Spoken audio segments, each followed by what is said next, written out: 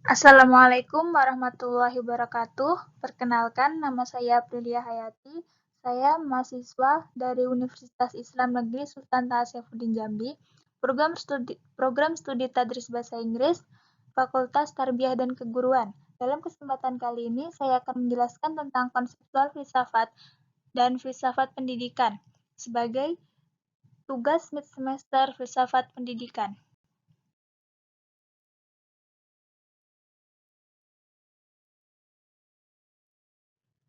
Yang pertama yaitu pengertian filsafat. Pengertian filsafat.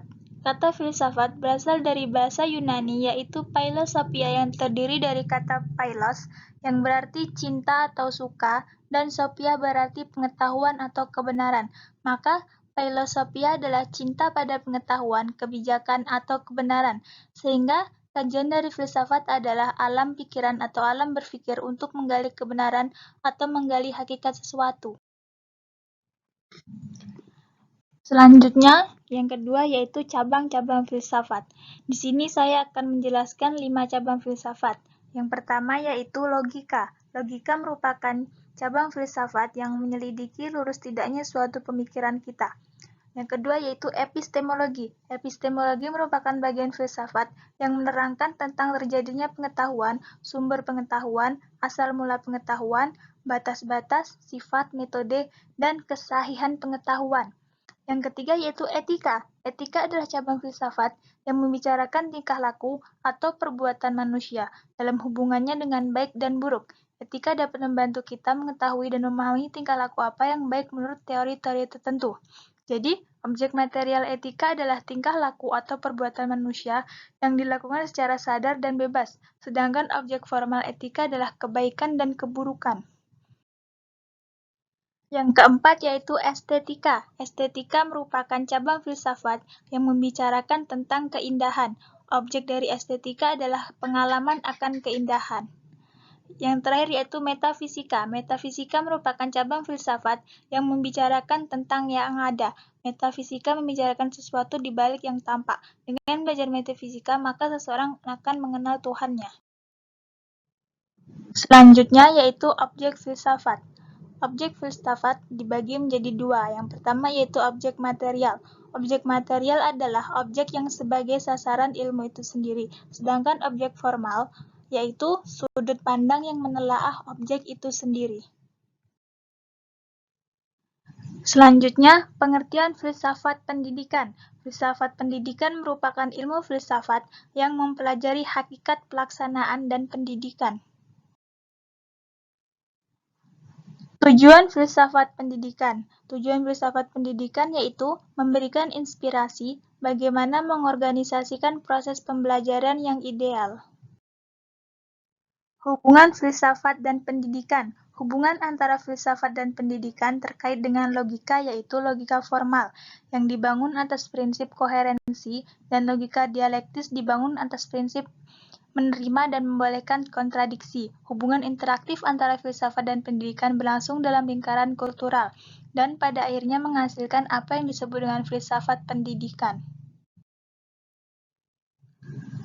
Objek dan ruang lingkup filsafat pendidikan. Objek kajian filsafat pendidikan yaitu yang pertama hakikat manusia ideal sebagai acuan pokok bagi pengembangan dan penyempurnaan. Yang kedua, pendidikan dan nilai-nilai yang dianut sebagai suatu landasan berpikir dan berbuat dalam tatanan hidup suatu masyarakat. Yang ketiga, hakikat tujuan kependidikan sebagai suatu arah bangun pengembangan pola dunia pendidikan. Yang keempat, hakikat pendidikan dan anak didik sebagai subjek-subjek yang terlihat langsung dalam pelaksanaan proses edukasi. Yang kelima, hakikat pengetahuan dan nilai sebagai aspek penting yang dikembangkan dalam aktivitas pendidikan. Yang keenam, hakikat kurikulum sebagai tahapan-tahapan yang akan dilalui dalam proses kependidikan menuju peraihan tujuan-tujuan.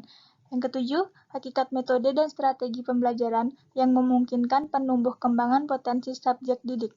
Yang delapan, alternatif-alternatif yang mungkin dilalui dalam pengembangan sumber daya manusia, baik menyangkut prinsip-prinsip, metode, maupun alat-alat pendukung peraihan tujuan.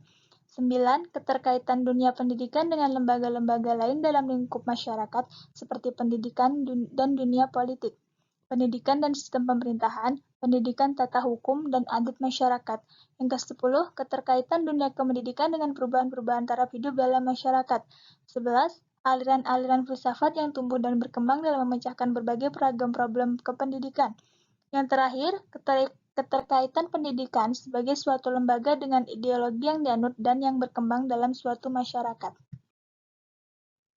Selanjutnya, ruang lingkup filsafat pendidikan, yaitu merumuskan secara tegas sifat hakikat pendidikan, merumuskan sifat hakikat manusia sebagai subjek dan objek pendidikan, merumuskan secara tegas hubungan antara filsafat, filsafat pendidikan, agama, dan kebudayaan, merumuskan hubungan antara filsafat, filsafat pendidikan, dan teori pendidikan, merumuskan hubungan antara negara atau ideologi, filsafat pendidikan, dan politik pendidikan atau sistem pendidikan.